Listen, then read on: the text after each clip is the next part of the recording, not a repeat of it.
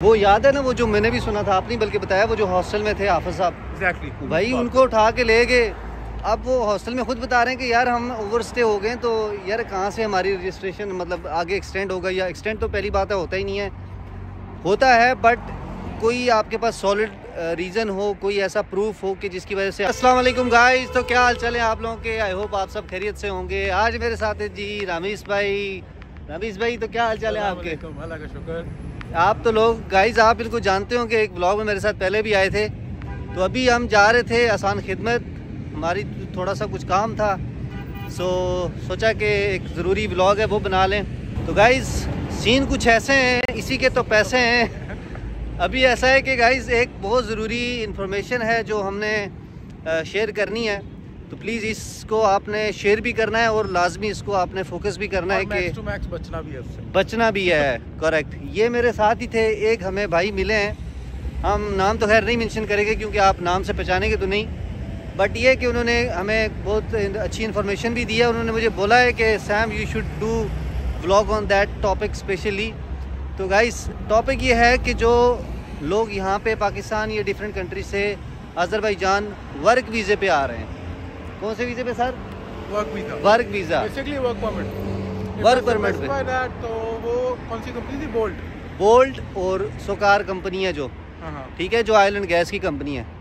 सो इनका कहने का मकसद ये है था कि मुझे मतलब उनका हॉस्टल है बेसिकली, वहाँ पे बच्चे आते हैं डेली तीन चार और कोई ग्रुप्स भी आते हैं, तो उनके साथ बहुत ज़्यादा स्कैम हो रहा है।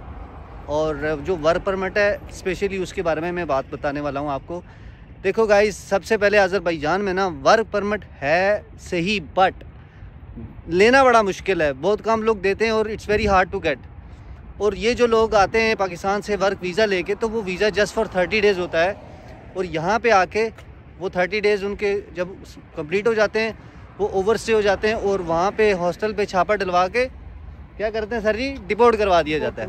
And correct me if I am wrong, जो वर्क परमिट है तो बेसिकली वो मिलता बहुत कम है, एंड अगर मिलता तो वो स्किल्ड पर्सन्स के लिए, राइट? एग्जैक्टली। और जो बंदा वर्क परमिट दे रहा है उसकी भी कंपनी होनी चाहिए। हाँ। और वो फॉर एग्जांपल मैं मिसाल देता हूँ, अगर कोई बंदा, ये सर मेरा बैग पकड़ें प्लीज़। अच्छा, फॉर एग्जांपल कोई बंदा है पाकिस्तानी, ठीक है, उसका होटल है या उसका कोई बिज़नेस है, कोई भी बिज़नेस है, तो वो क्या करता है कि वो चाहता है कि ठीक है मैं रमीश भाई को वर्क परमिट दूंगा। वो एक जेन्युइन है क्योंकि आप उसको जानते हो, he can trust you, and वो फिर आपके लिए स्टेप ले सकता है। बट अगर कोई अजरी है या वो कोई कंपनी है, वो कहती है कि मैं रमीश को वर्क परमिट दूंगा, तो इट्स नॉट पॉसिबल। क्यों? बिकॉज उसको लैंग्वेज नहीं आती, क्या जो मतलब जो उनकी रिक्वायरमेंट्स है उसके हिसाब से रमीश भाई के पास स्किल ही नहीं है, तो वो एक किस्म का स्कैम ही है। तो मैं यूट्यूबर हूँ, मुझे डेली मैसेजेस आते हैं, डिफरेंट कॉन्ट्रैक्ट्स आते हैं, ठीक है, वो सब फेक है भाई। ऐसी भाई जेन्युइन इसी तरह की कलरफुल स्टेपें लगी होती हैं भाई, फोटोशॉप पे बनी हुई। Some of them over there are like not get offended, क्योंकि मैं जो वर्ड यूज करने का लगा हूँ, people coming over here are like not educated, तो for them if you like give them a piece of paper, they will be like यार okay I am done, I am getting the work permit all the stuff. But इस तरह नहीं है। मुझे यहाँ पे almost 25 days हुए आए हुए, एंड मैंने अभी तक खुद तकरीबन 18 to 20 केसेस देखे हैं डिपोर्ट के। इमिग्रेशन आई है, एंड स्पेशली कल भी डिपोर्ट हुए ना। एग्जैक्टली, कल 3 हुए हैं, इससे पहले 7 हुए हैं। और वो डिपोर्ट क्यों हैं? वो असल में बेसिकली आए हैं वर्क वीज़े पे यहाँ पे बाकू में, और ये रह रहे होते हैं हॉस्टल्स में। ये जो एजेंट बुलाता है ना, वो हॉस्टल में ठहराता है, और वो खुद ही पुलिस को बुला के फिर डिपोर्ट भी करवा देता है। उसमें उनको मार्जिन मिलता है, आई गेस 200 मनार। हाँ, 200 मनार डिपोर्ट करने का मार्जिन है भाई, पुलिस देती है। तो वो जब इलीगल हो जाते हैं, तो अब फॉर एग्जांपल मैं आया हूँ, ठीक है, मैं किसी के थ्रू, एजेंट के थ्रू अगर आया हूँ यहाँ पे वर्क परमिट पे, और मैंने यहाँ पे भाई कितने 10-15 लाख बता रहे थे, 13 लाख रुपये दे के आया हूँ। अब मैं तो ज़ाहिर बाउंड हूँ ना, मैं कुछ करने से, खुद करने से रहा, क्योंकि आई पेड फॉर इट। तो मैं वेट करूँगा कि जो बंदा मुझे लेके आए वो मेरा प्रोसीजर करवाएगा। तो ये क्या करते हैं, सिर्फ जाके 76 मनार का मेडिकल करवा के कहते हैं जी आपका प्रोसेस हो रहा है। एंड फॉर दोज पीपल जो आते हैं उनके लिए medical is very much big thing, क्योंकि एक्चुअली सीन पता है क्या है, मैं बार बार इस चीज़ को इसलिए बोल रहा हूँ कि बिकॉज स्कैम होता ही इस तरह के लोगों के साथ है, स्पेसिफिकली जो कि बिल्कुल आउटवर्ड्स आ रहे हैं, लाइक अपने पाकिस्तान के विलेजेस वगैरह से। क्योंकि यार मैं किसी को मतलब हिट नहीं कर रहा, but this is the reality bro. आपको कोई यहाँ पे पेपर पकड़ा देता है ना, वो बहुत खुश हो जाते हैं। I have seen people over here. Recently मेरी एक बंदे से मुलाकात हुई, दे वर लाइक टेलिंग मी कि भाई सोर्सेज हैं, ठीक है, एंड वो जो इलीगल तरीके से मूव होंगे from airport, and they were continue telling me कि भाई एयरपोर्ट पे तलक है, भाई छोड़ दो ये पाकिस्तान की बात है, काउंटर सेटिंग है, काउंटर सेटिंग है भाई, केड़ी counter setting. And I was like कि यार ठीक है, हम लोग को जरूर बताना भाई। But by the end of the day क्या हुआ है, वो 30 डेज ओवर हुए एंड वो पूरी की पूरी टीम को उठा के गए। वो याद है ना, वो जो मैंने भी सुना था, आपने बल्कि बताया, वो जो हॉस्टल में थे हाफिज साहब, एग्जैक्टली भाई उनको उठा के ले गए। अब वो हॉस्टल में खुद बता रहे हैं कि यार हम ओवरस्टे हो गए, तो यार कहाँ से हमारी रजिस्ट्रेशन मतलब आगे एक्सटेंड होगा, या एक्सटेंड तो पहली बात है होता ही नहीं है, होता है बट कोई आपके पास सॉलिड रीज़न हो, कोई ऐसा प्रूफ हो कि जिसकी वजह से आप अपना वीज़ा एक्सटेंड करवा पाएँ। Even I went over there for that. Sorry, I'm cutting you. वो हाफिज के साथ I went over there. So they asked me a solid reason. So I was like, यार, what do you have the reason? So and then you said your eyes is so beautiful. Sorry guys, it was just ये एक seal हुआ था, खैर थोड़ा सा होना चाहिए। अच्छा, सबसे बड़ी बात ये कि यार जो लोग स्पेसिफिकली टूरिज्म वीज़ा पे आ रहे हैं, खुदा का वास्ता है, if you genuinely want to do anything, please 30th या 29th डे पे प्लीज मत सोचें कि यार okay I have to live over here. बिल्कुल भाई, you want to do something day 5 से डे 2 से, ठीक है, आपने फिरा, आपने एंजॉय किया, बट जिस काम के लिए आए हो please focus on that. At least 2-3 दिन जो है ना, अब 2-3 दिन घूमो फिरो फिर करो भाई। सैम, मुझे कुछ लोग मिले ना, दे वर लाइक टेलिंग मी कि भाई 27 दिन हो गए हमें आए हुए और अब हम चाहते हैं यहाँ पे क्या आगे फर्दर प्रोसेस को। तो मैंने कहा भाई आप पहले कहाँ थे? बिल्कुल, और ये ऐसा पॉसिबल नहीं है। एटलीस्ट आपको यहाँ पे इसीलिए 30 दिन दिए जाते हैं कि आप 30 दिन के अंदर अपना जो है प्रोसीड करें। सो ये सब चीज़ें आपको बताने का मकसद ये है कि अगर आप इतना पैसा लगा के आ रहे हैं तो प्लीज़ आप लीगली हैं और कम विद प्लान, ठीक है। और ये स्पेशली मैं उन लोगों को पॉइंट आउट करूँगा जो एजेंट हजरात यहाँ पे बच्चों को बुलाते हैं और उनको ये बोलते हैं कि भाई यहाँ पे आप लोगों को मैं वर्क परमिट दूंगा, इतने पैसे दे दो।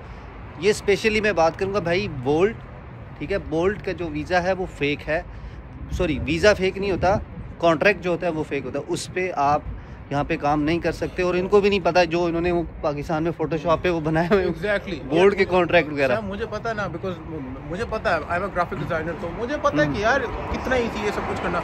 And I will add up one more thing कि यार प्लीज खुदा का वास्ते, जब you get into some like agent shit and all that, खुदा का वास्ते थोड़ी बहुत जब कोई आपको पेपर देता ना, प्लीज उसको थोड़ा सा अपनी तरफ से रिसर्च कर लिया करो कि यार वो क्या कहते हैं, ओरिजिनल भी है कि नहीं है। और देखें मतलब मिसाल के तौर पे सपोजिवली अब ये बोल्ट का जो लेटर हेड हमारे पास आया कि जी वर्क परमिट आ गया, वी कॉल्ड ओवर देयर, वहाँ से पाकिस्तानी बोल रहा है। अब इतनी कॉमन सेंस इंसान में होनी चाहिए कि यार दिस इज नॉट पॉसिबल, क्या हो तो पाकिस्तानी बोलेगा, ऐसा ही है।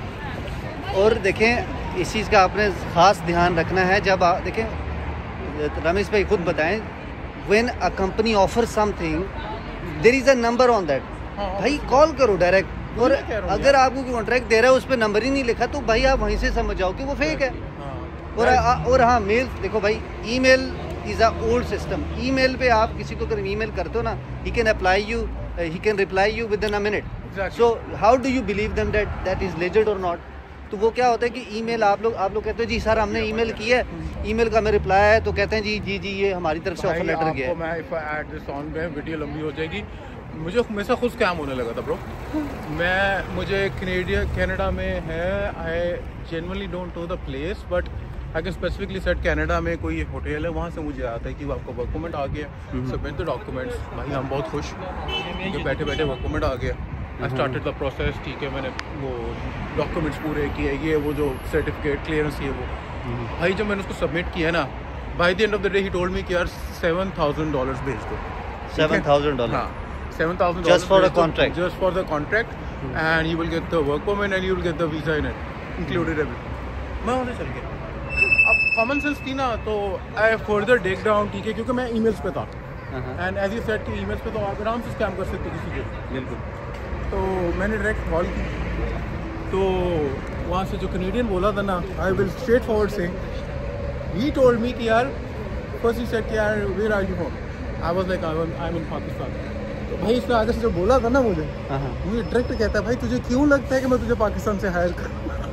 हाँ ठीक है, ज़ाहिर है, बिल्कुल इस लेवल के ऊपर, बिकॉज आपको डायरेक्ट कंपनी, मतलब डायरेक्ट आपकी, या तो आप बहुत हाईली स्किल्ड हो, ठीक है, PhD होल्डर हो तो आपको डेफिनेटली बड़ी कंपनी हिट करती हैं, ठीक है। मुझे भी किया हुआ है इसके ऊपर, ग्राफिक डिज़ाइनिंग के ऊपर। बिल्कुल ऐसे ही है। ये भाई ग्राफिक डिज़ाइनर हैं, पाकिस्तान में भी माशाल्लाह अच्छा काम कर रहे थे, यहाँ पे भी अभी इन्होंने स्टार्ट किया है। सो मार्केट को देखते हुए ज़रा टाइम चाहिए होता है। सो एग्जैक्टली, तो बस इसको अगर हम सब चीज़ों को समराइज़ करें ना, तो अगर आपको कोई वर्क परमिट देता है तो गाइस पहले उसको वेरीफाई करवाएं, और वेरीफाई करवाने के लिए आप कंपनी को कॉल करें।